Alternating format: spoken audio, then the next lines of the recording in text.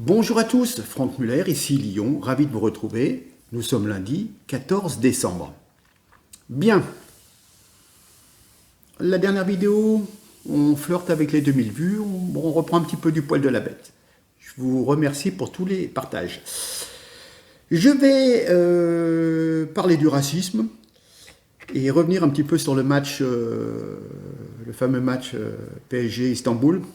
Alors, il y a quelques petits éléments. Évidemment, la presse n'est pas... Hein, c'est tellement facile de faire tout un pataquès sur une petite expression négrou, je vous en ai déjà parlé, mais vous allez comprendre.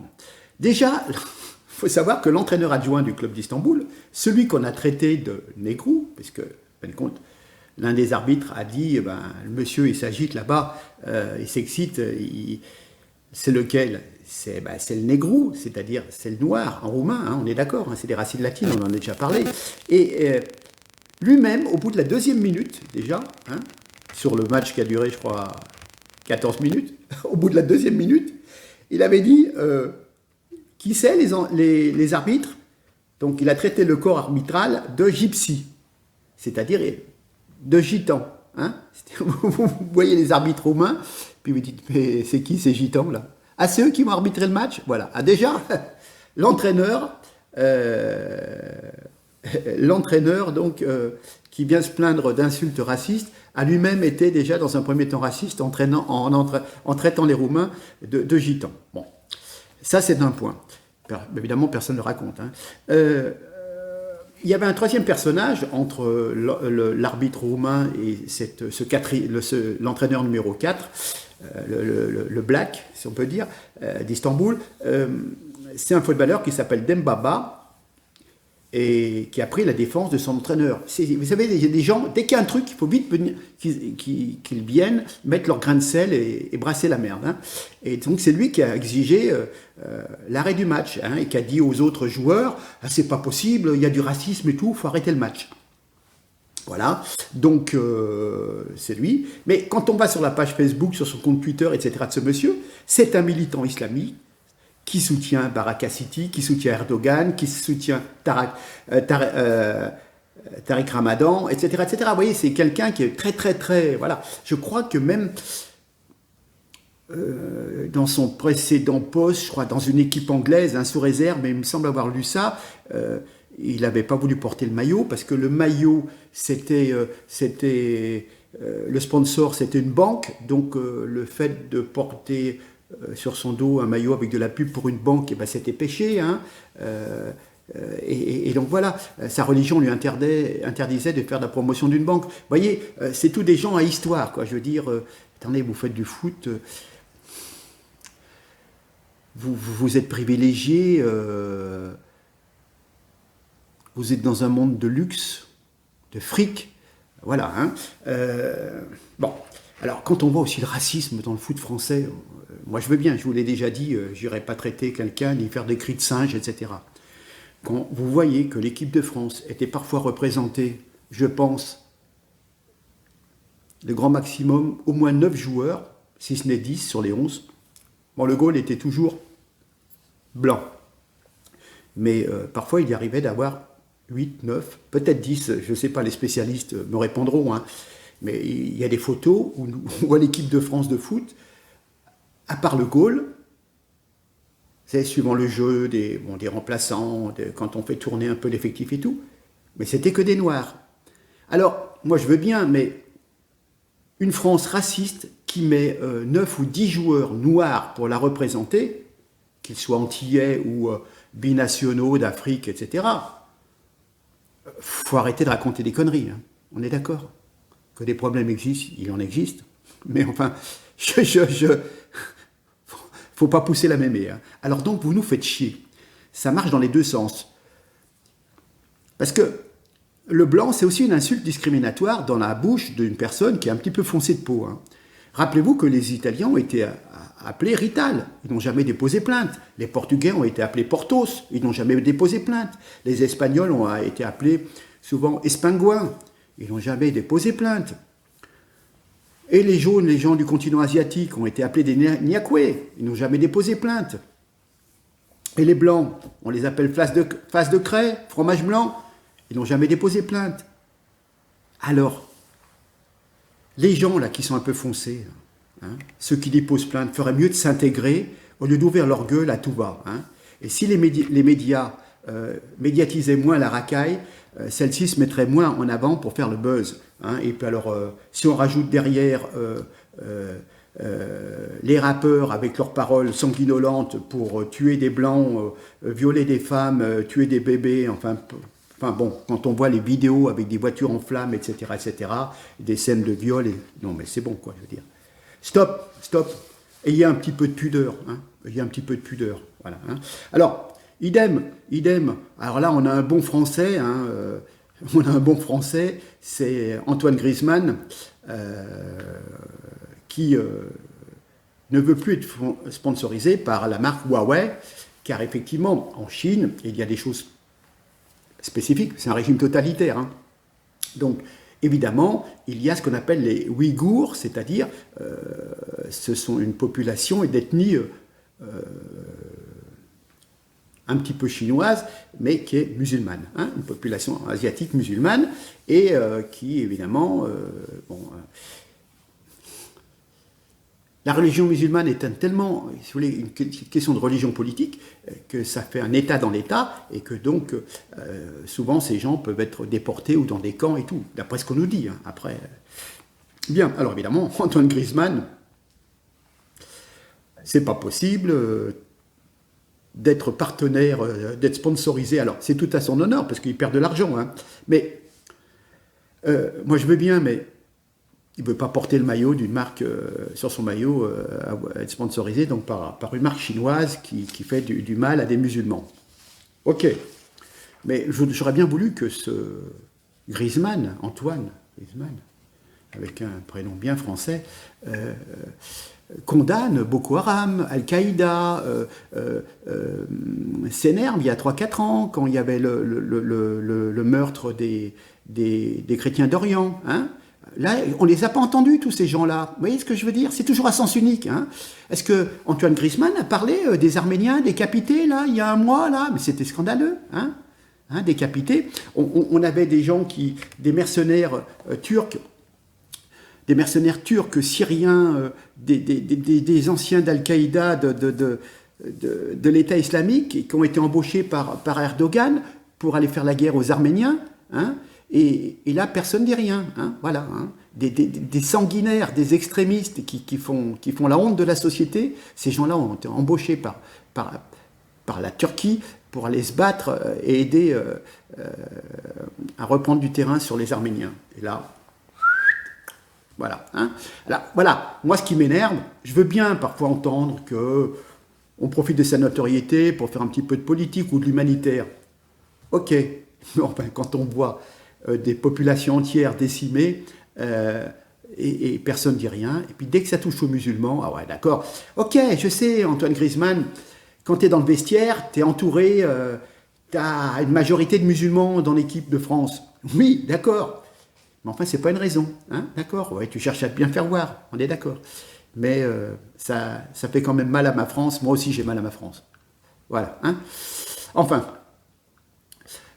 Oui, tiens, dans l'est de Lyon, on trouve des armes de guerre, entre 600 et 700 euros la Kalachnikov. J'ai mal à ma France. Ah là là. Enfin bon. Qu'ai-je vu encore? Ah oui, tiens, en fait, est-ce que Griezmann va réagir? En Iran, un opposant, Rouhollah Zam, a été exécuté, voilà. Hein, il a été pendu ce week-end, hein, voilà. Ouais, Griezmann n'a rien dit, hein, c'est bizarre. Ah ben oui, mais c'est un régime islamique, donc on ne peut rien dire. Ah d'accord, ok. Strasbourg, un bureau de police attaqué au cocktail Molotov, une dizaine de policiers visés par des tirs. Mais voyons, tu vois bien, hein? On ne peut pas aller en discothèque le samedi soir, donc on se fait un petit commissariat, hein? D'accord? Allez. Ou puis alors, tiens, qu'est-ce que j'ai vu? Ah oui, Seine-Saint-Denis, le 93, à Duny. Un bus de la RATP a été violemment attaqué le vendredi 11 décembre par plusieurs dizaines de voyous. Il était environ 20 heures, seulement 20 heures, hein, vous voyez, quand une rixe a éclaté entre voyageurs dans le bus qui dessert la ligne 249. c'est dans le Parisien. Des individus se sont battus pour des raisons inconnues, puis les renforts sont arrivés du quartier, ce quartier que le bus traversait, donc armé de barres de fer, de pierre, ils fracassent les vitres du bus. Voilà, hein. Plusieurs vitres ont explosé sous les jets de pierre, et donc c'était la bande qui attaquait ceux qui étaient à l'intérieur. C'est assez qu'à l'intérieur, ouais. Et la vidéo postée sur les réseaux sociaux montre des hommes cagoulés, armés de longs bâtons, de pierre, de barres de fer, qui vandalisent le bus tout en vociférant, hein. Voilà. Puis les échanges de coups se poursuivent. Voilà. Le conducteur a pu s'extraire de la zone et rentrer au dépôt. Ouf. Arrivé quelques instants plus tard sur les lieux, la police n'a pu interpeller personne. Voilà, hein. La compagnie de transport a déposé plainte pour les dégradations. Miraculeusement, aucun blessé. Durant l'été 2020, Duny avait déjà été le théâtre d'une agression sauvage, écoutez bien, dans un bus à quelques centaines de mètres du même lieu. Hein. Le chauffeur avait été extrait du bus et frappé puis traîné au sol par les cheveux par plusieurs individus à la suite d'un différend de circulation. Les agresseurs, 2 frères, avaient été condamnés à de la prison avec sursis. Voilà. Voilà où le bas blesse. Non, mais bon, c'est de la folie. J'ai eu l'occasion de voir... Ah oui, oh oui, oh oui. On va parler un petit peu du Covid. Bon, il y a eu des allergies en Angleterre. Alors on a dit, attention, pour les personnes allergiques, mieux vaut pas prendre le vaccin. En fait, c'est l'Agence européenne des médicaments qui s'occupe du dossier vaccin et qui se charge donc de distribuer les feux verts pour les autorisations de mise sur le marché. Ok, je veux bien entendre. Mais c'est cette même agence qui, en juin, avait donné une autorisation de mise sur le marché conditionnelle du fameux médicament de Gilead, Remdesivir, et en fin de compte, 2 mois après, l'Organisation mondiale de la santé signale la dangerosité de ce traitement. Donc, moi, j'ai plus confiance à l'Agence européenne des médicaments. Voilà, c'est tout. Hein. Et en plus, il y a du lobbying. Les firmes pharmaceutiques dépensent des millions et des millions et des millions à faire des pubs dans des journaux, etc., pour influencer. Et voilà, donc... enfin, bon. On va nous reparler de la réforme des retraites. Hein, ça, oui, comprenez de la crise du Covid. Alors, attention au retour des réformes. Face à certains de ces ministres, le chef de l'État tient pourtant un discours très très différent à ce qu'on peut entendre. C'est le Covid n'est pas une bonne excuse. Il va falloir reprendre la réforme des retraites, bien entendu. Hein. Travailler plus. Hein. Et puis, qu'est-ce qu'on vous dit là? Au lieu d'avoir 5 semaines, vous n'aurez plus que 3 semaines l'été prochain pour attraper le Covid. Enfin, bon. Pas plus de 6 à table pour Noël. Eh oui, hein, Lyon. Comment vont faire les 7 nains? Ah, je vous dis.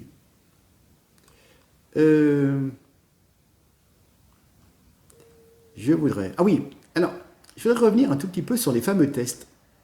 Je vais essayer de vous expliquer un petit peu. Vous allez voir. Les tests PCR, j'en ai souvent parlé, sont contestés. Car ils produisent un grand nombre de faux positifs. Alors quand on vous dit, oui, on veut la barre des 5000 cas, mais c'est des 5000 cas positifs. Je vous l'ai déjà dit la dernière fois. Donc vous enlevez 95% de faux et vous avez 200-300 malades. Ok, alors je vous lis l'article et vous allez comprendre. Effectivement, ces tests PCR sont un pilier des stratégies sanitaires actuelles, ce qui pose question. Donc, le PCR, c'est polymérase chaîne réaction, a été inventé par le biochimiste américain Kary Mullis en 1984 pour faciliter l'identification des acides nucléiques, ADN et ARN, et ça les rend visibles, hein, après plusieurs étapes. Voilà. Et donc, dans le cadre du Covid-19, il y a un prélèvement d'une cellule nasopharyngée. On extrait tous les ARN cellulaires et il y a un copiage spécifique des séquences d'ARN virales, s'il est présent, par une réaction enzymatique dite transcription inverse. Et il y a une amplification, c'est là le problème, hein, à travers plusieurs cycles d'amplification par une autre réaction enzymatique, la polymérisation en chaîne. Elle est destinée à créer des millions de copies de ces fragments viraux jusqu'à les rendre détectables. Mais attention, trop de cycles génèrent des faux positifs. C'est la raison pour laquelle on trouve plein de cas dans la mesure où on amplifie à 35 ou 40, alors qu'il faudrait faire peut-être seulement 25 cycles. Et là, on détecte uniquement des vrais malades. Donc l'usage à grande échelle d'un test aussi sensible génère un grand nombre de résultats inexacts. Mais ce n'est pas tout. Le docteur Mike Yeadon, qui fut directeur scientifique de Pfizer pendant 16 ans, a récemment déclaré « Plus de la moitié des faux positifs sont susceptibles d'être plus de la moitié des positifs sont susceptibles d'être des faux, voire potentiellement tous. » Oui, ce que le test PCR détecte réellement n'est que la présence de séquences partielles de l'ARN du virus intactes. Cela peut être aussi un morceau de virus mort ou un virus non viable. Les porteurs n'ont alors aucun symptôme, ne sont pas contaminants, mais néanmoins dits positifs. Voilà, c'est un article de Paris Match. Vous pouvez le trouver sur ma page Facebook en date du 11 décembre. Voilà. On a un médecin en région lyonnaise, vous l'aviez vu, vous l'aviez vu sur C8, et c'est un monsieur qui avait dit « Je suis pneumologue, il faut que je voie la tête des gens, je ne suis pas un extrémiste, mais porter un masque, c'est inutile, et ça m'emmerde », s'indique monsieur Bélier lors d'une audience de conciliation en septembre. Donc voilà, ce monsieur, il est déchu, il n'a plus le droit d'exercer. C'était un pneumologue de la banlieue lyonnaise. Voilà. Alors aussi pareil, vous voyez les vaccins, je veux dire, on ose émettre des doutes, mais voilà, l'actualité nous confirme. Des Australiens testés faux positifs au VIH après s'être fait vacciner contre le Covid. Donc, il y avait un accord d'1 milliard de dollars qui prévoyait l'achat par le gouvernement australien de plus de 50 millions de doses de vaccins contre le corona. C'était un vaccin qui avait été fait par l'université de Queensland. Donc, effectivement, ça pose des problèmes et les gens qui sont vaccinés deviennent positifs au VIH. Et donc, cet accord donc, de 50 millions de doses de vaccins a été résilié par l'État australien. C'est tout. C'est attention, écoute, interrogation, se poser des questions, ce n'est pas être complotiste. C'est voilà, ne pas tout gober. C'est tout. Alors, franchement, le magazine Time a donné l'homme de l'année, c'est Assa Traoré. Donc issu d'une famille de délinquants notoires, mais élu femme de l'année par le magazine Time. Voilà. On peut se rappeler qu'à une époque, il me semble, même Hitler avait été homme de l'année en 1938 par le magazine Time, il me semble, de mémoire. Alors, le fameux traitement d'hydroxychloroquine, eh bien, figurez-vous qu'en Italie, mais vos médias n'en parlent pas, c'est assez facile de dire du mal du professeur Raoult, mais c'est quand même bizarre, le Conseil d'État italien dit oui à l'utilisation de l'hydroxychloroquine comme traitement du Covid à condition qu'il soit prescrit par un médecin. Oui, c'est la moindre des choses. Voilà, donc je me permettrai de rappeler que, encore une fois, comme avec le Remdesivir, qui est enfin déconseillé par l'Organisation mondiale de la santé, nous avions raison depuis des mois. Mais c'est vrai qu'on est des complotistes, donc voilà. Le Conseil d'État dit oui à l'hydroxychloroquine comme traitement contre la Covid, je le répète, en Italie. Le seul petit bémol, c'est que ce traitement ne sera pas remboursé par la sécurité sociale italienne.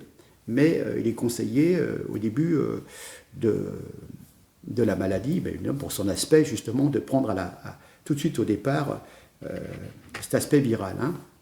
Je vous rappelle qu'en France, le décret Véran, qui interdit donc l'hydroxychloroquine, met fin à son utilisation massive au mois de mars, et en avril, ça devient interdit, et ça l'est toujours. Voilà, on préfère vous faire absorber des vaccins plutôt que d'avoir préventivement un petit traitement à 5 ou 6 euros, mais c'est comme ça. On savait. D'ailleurs, il y a un fameux professeur Juvin qui prédit 1 à 10 épisodes de confinement d'ici mars 2022. Dites donc. Voilà. Alors, il y avait une dame, je reviens, vous voyez, il y a une dame qui s'appelle Brandy Vaughan, qui a été découverte morte chez elle. Alors, elle avait créé une polémique. Elle travaillait dans l'industrie pharmaceutique, cette dame, et pour un gros labo, et il y avait un analgésique qui s'appelait du Vioxx. Et en fin de compte, on s'est aperçu que cela doublait les risques d'accidents vasculaires cérébraux et des crises cardiaques. Donc du coup, elle s'est lâchée, elle a quitté son travail et elle a fait une campagne médiatique en disant « Attendez, moi je travaillais pour un laboratoire qui vendait du poison. »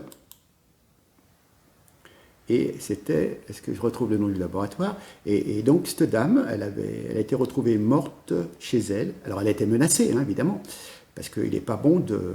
Elle avait fondé une association qui s'appelle Lion de risque, donc apprendre son risque. Donc, si vous voulez, cibler sur le fait que quand on prend des médicaments, il faut connaître tous les inconvénients, hein, bien sûr, hein, et ce que vous ne disent pas tous les laboratoires. Hein. Voilà. C'était une ancienne initiée de l'industrie pharmaceutique qui a pour mission de créer un monde plus sain. Voilà. Hein. Alors elle s'était étonnée, elle travaillait au laboratoire Merck. Voilà. Hein. Et puis donc elle avait fait des publications pour indiquer que c'était dangereux et son gamin de 9 ans l'a retrouvée morte chez elle à la maison. J'ose espérer que c'est une mort naturelle, que ce n'est pas une revanche, si vous voulez, de l'industrie pharmaceutique. Hein. Voilà. Il faut savoir, on vous parle de grève EDF dans la région, dans certaines régions. Pourquoi? Parce qu'il y a un projet qui s'appelle Hercule, et ce projet, il faut le savoir, c'est de démanteler, pour faire plaisir à Bruxelles, à l'Europe, hein, parce qu'il y a un projet de séparation des activités de l'entreprise. Hercule, c'est en fin de compte faire 3 entités. Une entreprise publique, EFD Bleu pour les centrales nucléaires et la gestion du réseau de transport d'électricité. Une autre EDF, Vert, pour la distribution d'électricité, donc genre Enedis, et les énergies renouvelables contrôlées par l'État, mais cotées en bourse. Une troisième dernière entité, EDF Azur, pour les barrages hydroélectriques. Voilà. Hein. Et donc, si vous voulez, cette réorganisation des activités d'EDF permettrait de privatiser les gains et de nationaliser les pertes, ce qui représenterait une menace évidemment pour les emplois si l'activité n'est pas rentable. Évidemment, une hausse des prix de l'électricité pour le consommateur. Je le rappelle, je l'ai déjà dit à plusieurs reprises, que c'est l'un des rares avantages que nous avons en France par rapport aux Allemands, et même pour les entreprises françaises hein, qui ont besoin d'électricité pour faire tourner leurs ateliers. Nous avons l'électricité qui doit être presque 2 fois moins chère qu'en Allemagne. Hein. Voilà. Et donc, en fin de compte, en sous-main, c'est encore une autre façon, si vous voulez, de complètement rabaisser la France. Il est certain que dans la mesure où nos entreprises vont acheter leur énergie 2 fois plus cher, elles seront, nos entreprises, beaucoup moins compétitives sur le marché. Et voilà, et comme ça, on aura encore plus d'entreprises qui ferment ou qui délocalisent, et encore plus de chômage en France. Oui, tout à fait. C'est ainsi, c'est comme ça. Hein. Nous apprenons qu'Olivier Véran n'est pas prêt de se faire vacciner. Ouais, il a dit qu'il n'était pas prioritaire, mais enfin bon. Nous avons eu l'occasion de voir des manifestations, encore l'autre samedi. Enfin, c'est scandaleux toutes ces manifestations et les black box qui sont à 3 mètres des forces de police et qui ne sont pas arrêtés. Mais un moment, je crois que c'était, je l'ai publié le 12 décembre, donc c'était samedi, BFM, on voit un manifestant ensanglanté, très ensanglanté, et donc on vous rassure, BFM vous dit c'est du maquillage, voilà, alors qu'il y avait du sang qui coulait, il fallait surtout pas faire peur aux téléspectateurs et que l'on puisse voir la violence des forces de police. Hein. Voilà. Alors, je reviens sur l'énergie, pareil, je ne comprends pas. Qu'on soit de droite ou de gauche. Voilà. 2 mois après que M. Macron ait fait fermer d'autorité 2 réacteurs nucléaires à Fessenheim, l'EDF a dû relancer d'urgence les 4 centrales à charbon françaises, 4 centrales équipées de cheminées qu'on a montées à 240 mètres, tant leur pollution est extraordinaire. Voilà. Hein. Mais vous, avec votre voiture diesel qui va être interdite en centre-ville, mais c'est petit bras par rapport à la pollution de 4 centrales à charbon. Je veux dire, on marche sur la tête. Je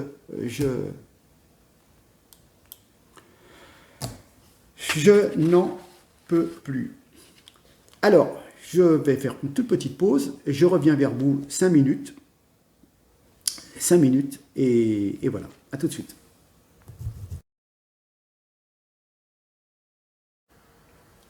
Me revoilà. Alors, vous savez, avec les historiques de Facebook, je suis retombé sur un texte que j'avais publié le 13 décembre 2016. C'était juste quelques mois avant l'élection de Macron. Et vous allez voir, ça symbolise bien ce que l'on sait maintenant. Hein.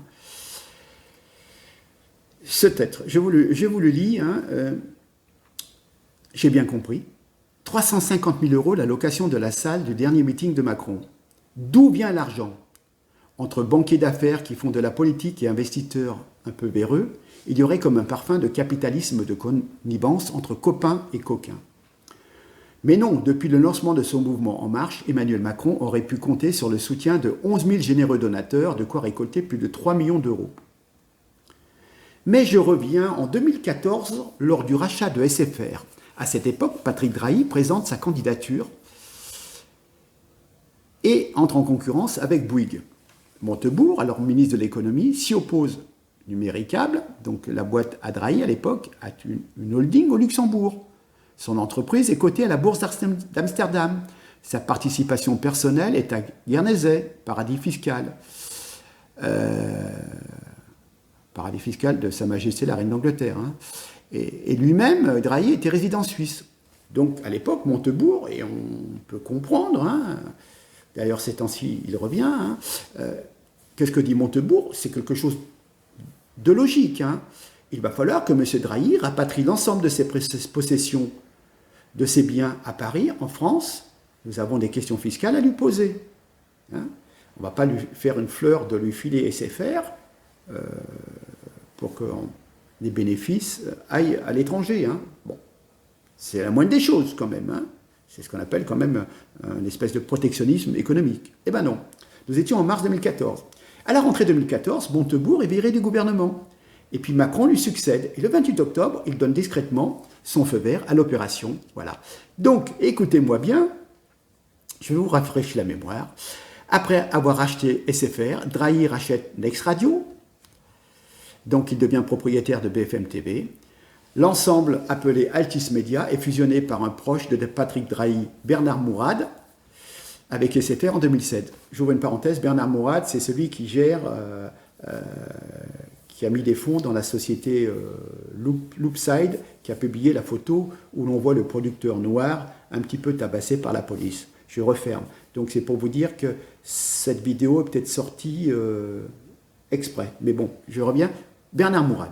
Donc Bernard Mourad, Altis Media, on fait un mix, si vous voulez, avec SFR, hein, avec d'autres titres bien connus, comme l'Express, qui ne ménage ni son temps ni sa peine pour donner une bonne image de Macron. Alors, en octobre 2016, voyez, copain coquin, Bernard Mourad, le patron d'Altis Media Group, abandonne ses fonctions pour rejoindre l'équipe de campagne d'Emmanuel Macron comme conseiller spécial de campagne. Il a choisi de démissionner pour éviter tout conflit d'intérêts dans ses nouvelles missions auprès de l'ex-ministre de l'économie, un ami de plus de 15 ans. Franchement, on se fout de notre gueule. Son arrivée structure le mouvement En Marche pour le transformer en véritable parti politique. Bernard Mourad sera plus spécifiquement en charge des questions et relations avec les sphères économiques. Cet ancien banquier d'affaires devrait également apporter une aide précieuse grâce à ses réseaux dans la recherche de financement pour la campagne présidentielle. On comprend maintenant pourquoi BFM nous vante à longueur de journée le programme Macron. En tout cas, Emmanuel Macron pourra toujours nous expliquer qu'il est contre le système et qu'il veut rompre avec lui. Est-ce bien cela qu'on appelle capitalisme de connivence? Voilà. J'écrivais ça le 13 décembre 2016 et vous avez eu la confirmation. Quelques mois après, vous aviez 70-80 magazines avec Emmanuel et Brigitte de tous les côtés et on vous a rentré ça dans la tête et voilà. Tout ça pour ça. Donc, comme vous pouvez le voir, la force des médias. Et, je le répète, ce sont les médias qui font les hommes politiques. Et les hommes politiques, derrière, eh ben, les arrangent, c'est donnant-donnant. Et puis, vous avez de l'évasion fiscale, il y a des holdings, il y a des placements dans des paradis fiscaux étrangers. Et vous dites, mais pourquoi l'État ne fait rien? Pourquoi l'État n'enquête pas? Comment se fait-il? Ben oui, mais se fait-il, c'est ce qu'on appelle du renvoi d'ascenseur. Et j'ai un exemple là. Donc nous verrons, hein, nous sommes le 14, il y a une éclipse aujourd'hui, une éclipse solaire. Cela voudrait dire qu'on va avoir une mauvaise nouvelle. Peut-être que, pour revenir sur l'affaire Trump, il se peut que les grands électeurs, s'il y a un refus de toutes les demandes de Trump, que les grands électeurs puissent voter pour Biden aujourd'hui. Mais, il y a encore du nouveau qui peut sortir jusqu'au 6 janvier. Est-ce que là, on parle uniquement des fraudes, retenues ou pas retenues, mais il y a eu vraiment des vraies fraudes, mais plus ou moins... Enfin, la Cour suprême se dit non compétente, hein, notamment pour le recours de l'État du Texas contre les autres États. Elle se dit non compétente. Elle ne dit pas que c'est faux, mais elle ne veut pas se mouiller, donc elle dit qu'elle n'est pas compétente pour juger cela. Vous voyez, il y a une nuance. Hein, une nuance qu'on ne vous dira pas dans les médias français. Ça, c'est pour montrer qu'il y a eu une super manipulation. C'est un premier volet. N'oubliez pas qu'il y a l'affaire des machines à voter ou de comptes électroniques Dominion, avec des algorithmes modifiés pour qu'il y ait plus de votes pour Biden, avec du matériel qui était placé en Allemagne, tout passait par Internet, donc des personnes peuvent aussi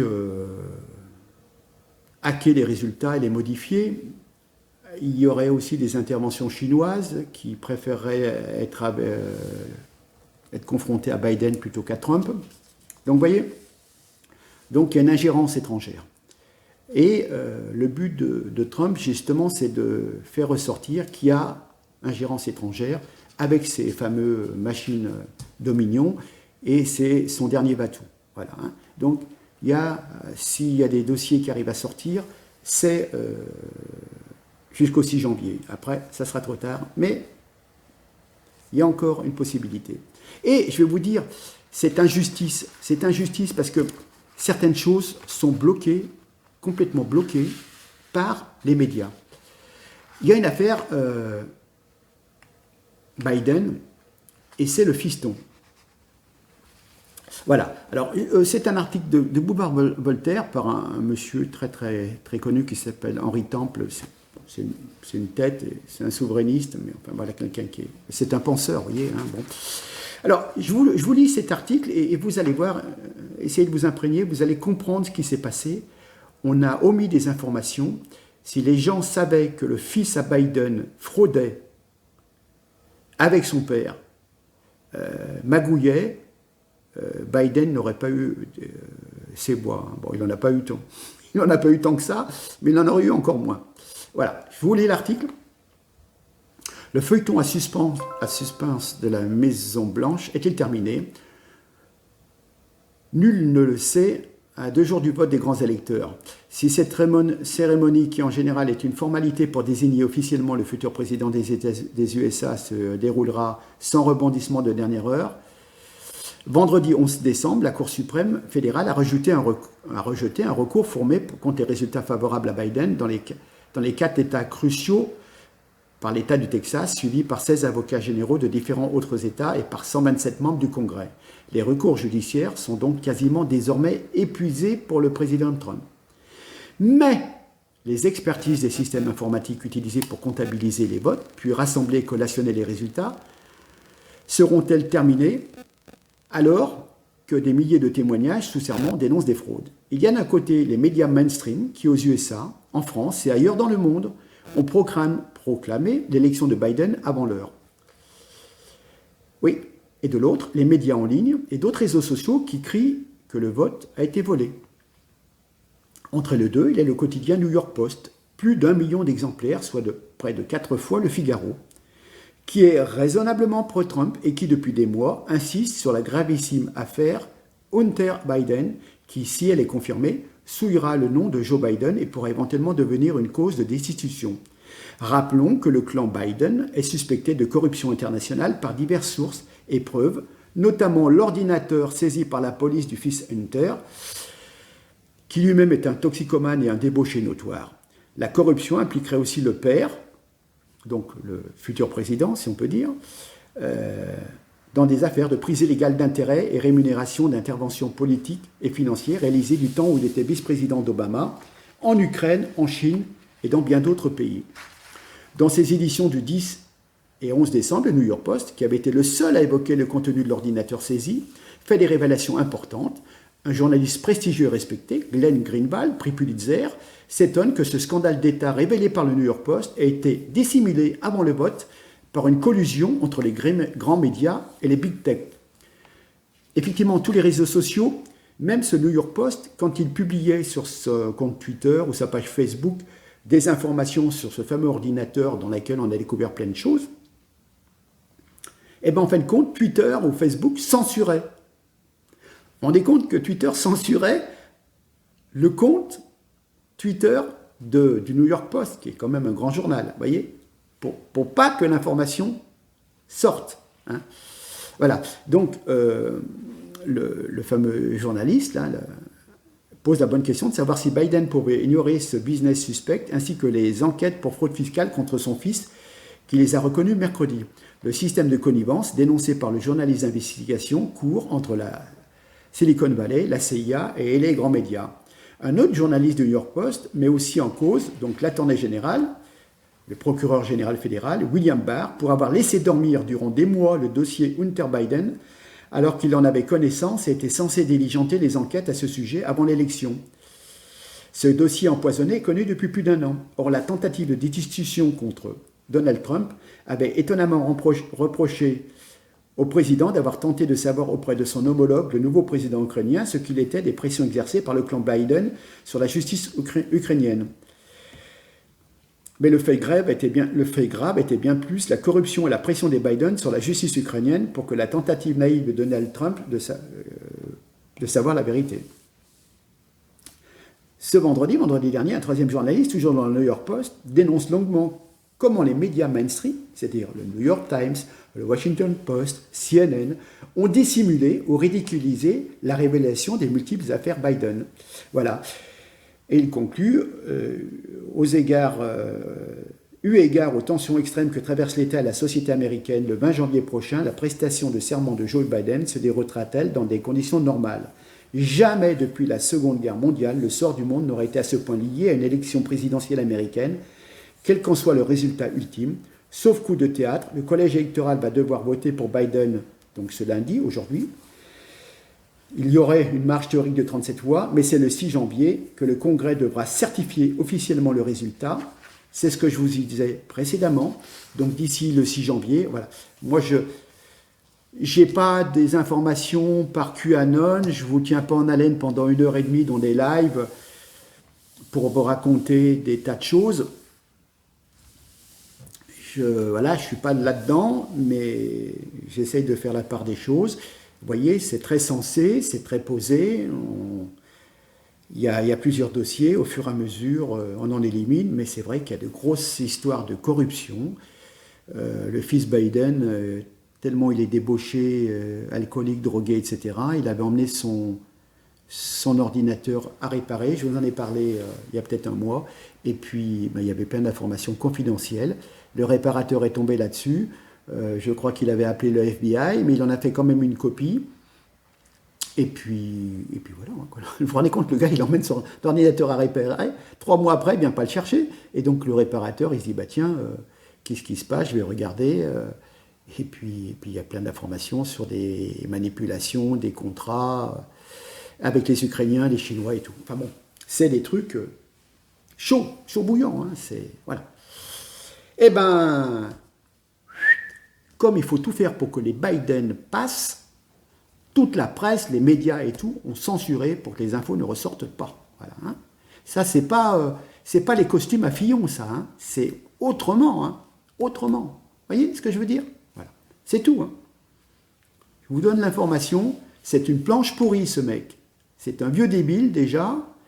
Et c'est une famille corrompue et tout le clan autour. Voilà. Je n'ai pas dit que Trump, c'était... Pour moi, c'est pas... Mais... Voilà. Il défend en tous les cas les emplois dans son pays. Hein. Il est un petit peu rustre, il est un petit peu macho, mais au moins, voilà. Hein. C'est comme ça, il n'était pas dans les avions d'Epstein à coucher avec des gamines. Hein. D'ailleurs, il le disait, les femmes avec qui je sors, elles sont trop âgées pour Epstein. J'y reviendrai, je vous parlerai d'un livre qui est sorti sur Epstein et toute la bande qui est autour, la bande de démocrates qui